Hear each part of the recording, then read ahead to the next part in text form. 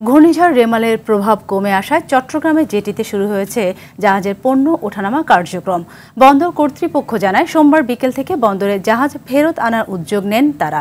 এরপর মঙ্গলবার সকালে গভীর সাগর থেকে ১৯টি জাহাজ চট্টগ্রাম বন্দরের জেটিতে অবস্থান করে। এছাড়া গভীর সাগরে ফেরত পাঠানো ৪৯টি খোলা পণ্যবাহী জাহাজ বহির্নোঙরে ফিরতে শুরু করেছে। ইতিমধ্যে জেটিতে শুরু হয়েছে কন্টেইনার ডেলিভারি কার্যক্রমও।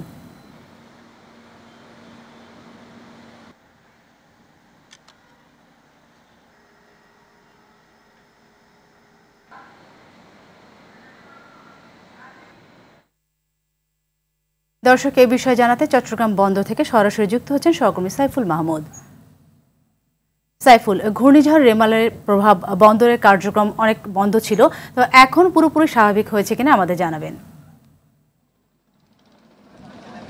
যে সাথে যেমনটি বলেছেন, আসলে ঘূর্ণিঝড় রিমালের প্রভাবে চট্টগ্রাম বন্দরের সমস্ত কার্যক্রম কিন্তু বন্ধ ছিল। এখন কিন্তু চট্টগ্রাম বন্দরের সেই কার্যক্রম আবার ফিরে এসেছে এবং চট্টগ্রাম বন্দরের কিন্তু কর্মচঞ্চলতা ফিরে এসেছে এবং যেই কর্মযজ্ঞের যেই উৎসব, সেই উৎসব কিন্তু চট্টগ্রাম বন্দর কিন্তু দেখা যাচ্ছে।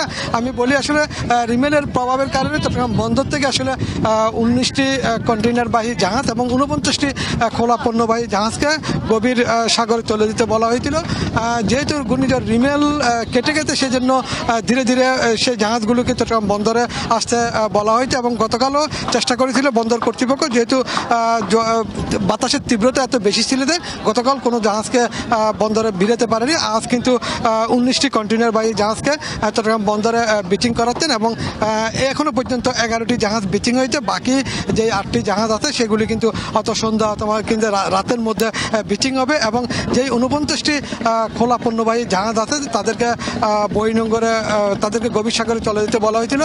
সেই জাহাজগুলোকে বহির্নোঙরে আসতে বলা হয়েছে। এই কন্টেইনারবাহী জাহাজগুলোর কার্যক্রম পণ্য উঠানামা যখন শেষ হবে তখন খোলা জাহাজগুলোকে কিন্তু বন্দরে বিচিং করতে বলা হবে এবং বন্দরের শক্তিশালী টাগবোটের মাধ্যমে জাহাজগুলোকে কিন্তু আসলে বন্দরে বিচিং করানো হয়েছে এবং একই সাথে এই মুহূর্তে কিন্তু চট্টগ্রাম বন্দরে কিন্তু সম্পূর্ণ কার্যক্রম চলমান রয়েছে এবং পণ্য উঠানামা এবং সেই সাথে ডেলিভারিও কিন্তু চলছে। এখন আর কোনো ধরনের সমস্যা নাই বললেই চলে। সাথে এই ছিল আমার কাছে এই মুহূর্তে সর্বশেষ তথ্য।